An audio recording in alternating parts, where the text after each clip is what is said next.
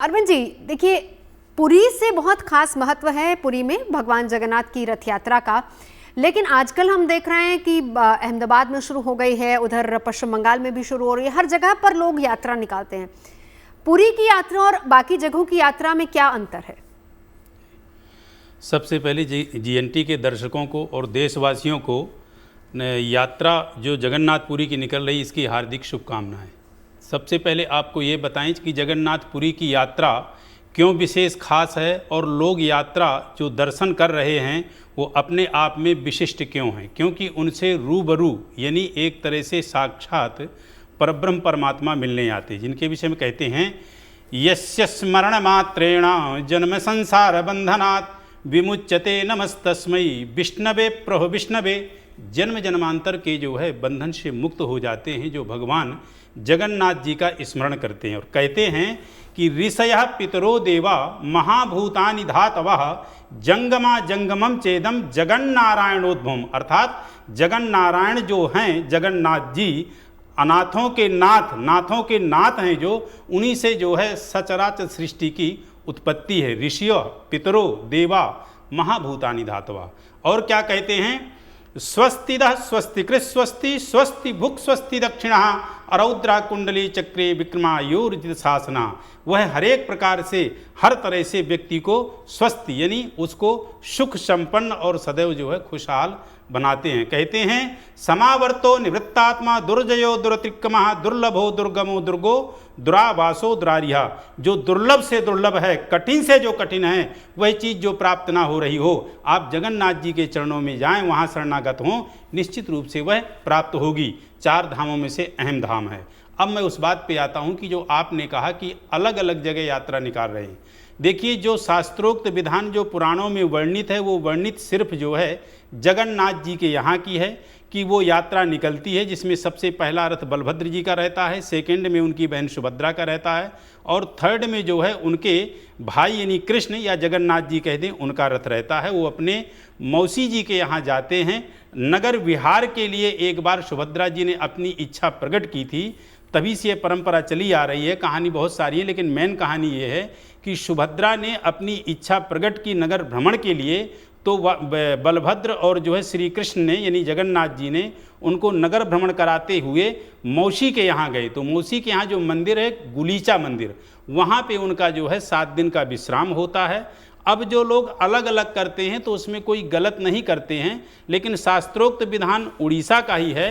आपने यदि वह मूर्ति काष्ठ की वहाँ पे स्थापित कर रखी है तो आप इसका जो है यात्रा निकाल सकते हैं। जैसे कि एक स्वयंभू भगवान शिव का एक प्रगट अपने आप में, मान लीजिए कि महाकाल का मंदिर है, वहाँ स्वयंभू भगवान हैं, काशी विश्वनाथ है, वहाँ स्वयंभू भगवान हैं, लेकिन अलग ज्योतिर्लिंग में यदि अलग आपने भगवान शिव की प्रतिष्ठा कर रखी है तो वहाँ भी आप पूजन उनका उसी प्रकार कर सकते हो, उसी प्रकार फल प्राप्ति है जैसे आपको जो है विशेष स्वयंभू शिवलिंग का है। तो यही प्रक्रिया वहाँ पे जगन्नाथ में होती है। यहाँ भी जहाँ जहाँ जगन्नाथ जी का मंदिर स्थापित है वहाँ भी जो है वह बिल्कुल कर सकते हैं। और मैं एक खास बात कह दूं, कहते हैं भगवान जगन्नाथ जी के विषय में कि जन्म मृत्यु जरा व्याधि भयम नैवोपजायते। जगन्नाथ जी की जो पूजा करता होगा वो जन्म मृत्यु जरा व्याधि आदि से जो उनको डर लगता है वह भय पूरी तरह से नष्ट हो जाता है। अपने आप में जगन्नाथ जो धाम है, प्रथम आपका बद्रीनाथ धाम, गुजरात में आपका द्वारिकाधीश, रामेश्वरम और जगन्नाथ, जहाँ पे प्रभु जो है अपना भोजन ग्रहण करते हैं, जिसको कहते हैं अन्नम ब्रह्म रसो विष्णु भुक्त्वा देवो महेश्वर। और उसने कि बहुत सौभाग्यशाली होते हैं वो लोग जो कि यहाँ पर साक्षात दर्शन करने के लिए जाते हैं। अरविंद जी, अब हम तो टेलीविजन के माध्यम से ही दर्शन कर पा रहे हैं, वहाँ नहीं जा पा रहे हैं, तो ऐसे किस तरीके से यहीं पे या फिर जो लोग नहीं वहाँ पर पहुँच पा रहे हैं उनके लिए आप क्या कहेंगे?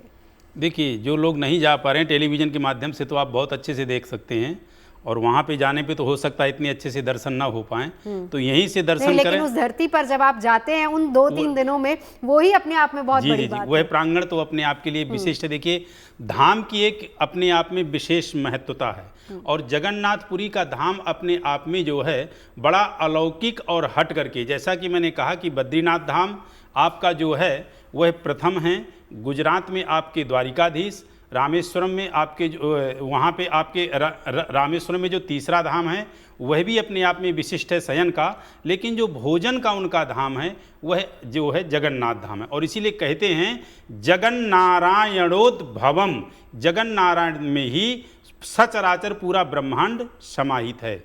तो आप जो है जगन्नाथ जी के नाम का, यानी आप जो है भगवान श्री कृष्ण के किसी नाम का आप जो है स्मरण करें, जगन्नाथ जी की आप जो है कीर्तन करें, जगन्नाथ जी के नाम का जाप करें, आपको विशिष्ट लाभ होगा। और ये जो 10 दिन का पर्व है अपने आप में बड़ा विशिष्ट है, और जिसके विषय में कहते हैं कि यह पर्व कितना विशिष्ट है, यह वो एक तरह से श्री के साथ में है, यानी अपने बहन के साथ में हैं, अपने भाई के साथ में हैं, और स्वयं जो है जिसके विषय में अभी कहा, जैसे आचार्य जी ने भी कहा, महंत जी ने कहा कि अचिंत्या व्यक्त रूपाया विश्वोत्पत्त्या दिहे तवे तापत्रय विनाशाया श्री कृष्णाय वयं नुमा।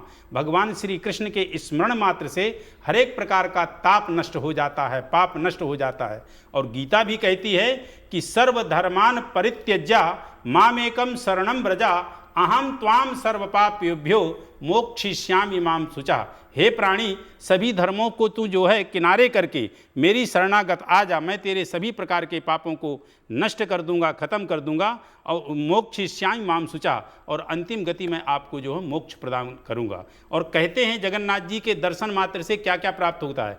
रोगार्तो मुच्यते रोगात, बद्धो मुच्येत बंधनात्, भयान मुच्येत भूतस्तु मुच्येतः पन्न आपदा। यदि कोई रोगी है तो रोग से मुक्त हो जाता है, कोई भय से व्याप्त है तो भय से मुक्त हो जाता है, कोई यदि धन से आर्थिक दृष्टि से यदि गरीबी हालात से जूझ रहा है तो धन से संपन्न हो जाता है, और यदि किसी के संतान नहीं हो रही है तो संतान से परिपूर्ण हो जाता है। तो कहने का तात्पर्य है कि यह जो स्थान है जगन्नाथपुरी अपने आप में बड़ा विशिष्ट है, और यह प्राणभूत है। हर 12 साल में यहाँ पे जो है यह काष्ठ की लकड़ी से जो है दूसरी लकड़ी में जो है नया प्राणभूत डाला जाता है, और पूरे नगर की लाइट काट दी जाती है। और जो वहाँ पे पंडित जी रहते हैं, जो वहाँ पे विशिष्ट पुजारी रहते हैं, उनकी आंखों में पट्टी बांधी जाती है। उन्हें भी नहीं पता कि क्या है, लेकिन उनके हाथों में अनुभूति होती है कि कुछ है मेरे हाथों में, और वह चीज़ कूद रही है। तो ये यहाँ की विशेष खासियत है। और पूरे विश्व में एक यही ऐसा स्थान है जहाँ पे भात का प्रसाद लगता है,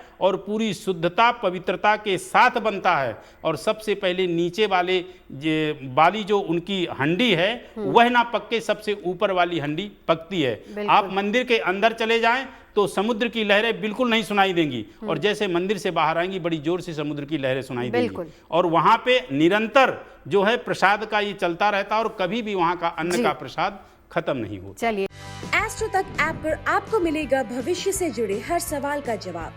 डाउनलोड कीजिए एस्ट्रो तक ऐप और चुटकी में जुड़िए इंडिया के बेस्ट एस्ट्रोलॉजर से।